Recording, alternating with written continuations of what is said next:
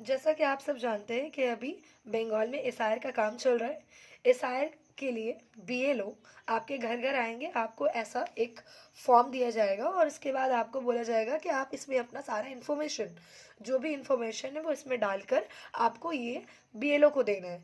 अभी हम ये क्यों करेंगे और इसमें क्या डालेंगे, क्या क्या इन्फॉर्मेशन मुझे लगेगा, ये फॉर्म भरने से पहले मुझे अपना क्या क्या डॉक्यूमेंट रखना है, मैं उसके बारे में आपको बता देती हूँ। मान लीजिए अगर आपका फॉर्म है तो आपको इसको भरने के लिए आपका आधार कार्ड चाहिए, आपका वोटर आईडी कार्ड चाहिए। इसके अलावा आपकी आपकी मदर और आपके फादर का वोटर आईडी कार्ड यहाँ पे प्रेजेंट चाहिए। इसके अलावा जो सबसे मेन है वो है 2002 का लिस्ट, यानी 2002 में आप में से आपकी आपके माँ का या बाप का या फिर दादा या दादी यानी फैमिली में भी किसी का अगर नाम आया है उसको आपको निकाल के रखना है। उसका एक अलग तरीका है, ठीक है, वो आप निकाल कर रख लेंगे। उसके बाद उसका जो इन्फॉर्मेशन है हम लोग यहाँ पे भरेंगे। अच्छा, एक चीज़ देख लीजिए, जितने भी लोग हैं, जैसे मान लीजिए एक फैमिली में 4-5 फॉर्म है, ठीक है, 4-5 लोग हैं और 4-5 लोगों का ये फॉर्म आया है। तो आपको लगेगा कि एक ही फॉर्म को हम लोग भर दें, नहीं, ऐसा नहीं है। सारे लोगों का जो फॉर्म है वो डिफरेंट डिफरेंट भराया होगा। फॉर एग्जाम्पल मान लीजिए अगर आपका, जैसे ये है, इनका खुद का नाम 2002 के लिस्ट में आया है, तो हम क्या करेंगे, अगर इनका खुद का नाम आया है तो सबसे पहले ये मुझे भरना है। ये भरने के बाद मुझे ये वाला कॉलम भरना है। ये देखिए, ये वाला कॉलम मुझे 2002 के लिस्ट के अकॉर्डिंग यहाँ पे फिल करना है।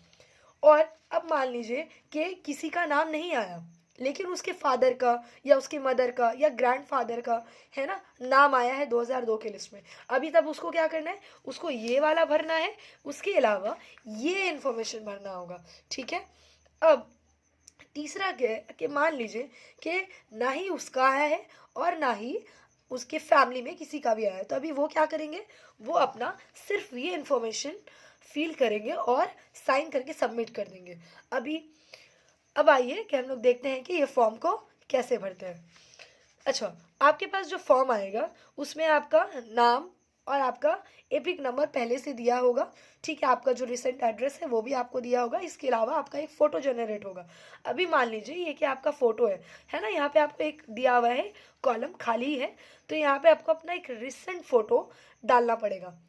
अब फॉर्म कैसे भरे, देखिए यहाँ पे लिखा है डेट ऑफ बर्थ, यानी जन्म तारीख, यानी आपका जन्म कब हुआ था वो लिखना है। आपका जब भी, फॉर एग्जाम्पल डेट, मंथ और ईयर, ये तीनों ही आपको लिखना है। फॉर एग्जाम्पल मान लीजिए कि इनका जन्म 15/4/2001 में हुआ है, तो मुझे ऐसे ही ये डालना है।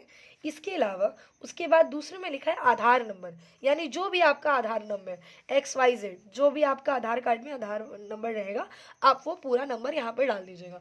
तीसरे में क्या डालना है मुझे, लिखा है मोबाइल नंबर, यानी आपका जो अपडेटेड मोबाइल नंबर है, जो एक्टिव मोबाइल नंबर है, आप वो यहाँ पे लिखेंगे। देखिए यहाँ पे लिखना है।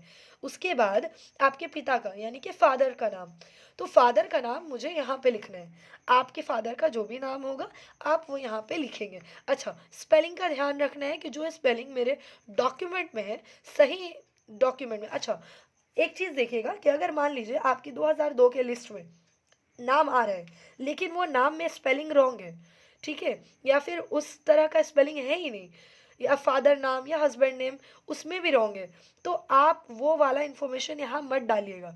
2002 वाला अगर गलत भी है तो वो इन्फॉर्मेशन सिर्फ और सिर्फ यही डलेगा। यहाँ पे आपको सिर्फ और सिर्फ सही नाम ही डालना है, सही नाम का स्पेलिंग देना है। अब मान लीजिए आपने अपने फादर का नाम यहाँ पे लिख दिया, उनका वोटर आईडी कार्ड से उनका एपिक नंबर लिखना है। उसके बाद देखिए मायर नाम यानी कि मदर्स नेम लिखना है। आपकी जो मम्मी का नाम है वो आप यहाँ पे लिखेंगे और इसके साथ साथ उनके वोटर आईडी कार्ड से उनका एपिक नंबर आपको लिखना है। हो गया। अब अगर आप मैरिड हैं, ठीक है, अगर आप मैरिड होंगे, अगर आप वाइफ है तो अपने हस्बैंड का लिखेंगी, और अगर आप हस्बैंड है तो आप अपनी वाइफ का यहाँ पे नाम और यहाँ पे उसका एपिक नंबर लिखना है। अब अगर आप अनमैरिड है तो ऑब्वियसली आपको कुछ भी लिखने की ज़रूरत नहीं है, यानी ये जो 2 कॉलम है आपको छोड़ देना है, कुछ नहीं करना है। इतना तक आपको समझ में आया होगा। अब मान लीजिए ये इन्फॉर्मेशन जो है आप सबको भरना है। This is mandatory for all, यानी ये सबके लिए है, चाहे जिसका 2002 के लिस्ट में नाम हो या ना हो।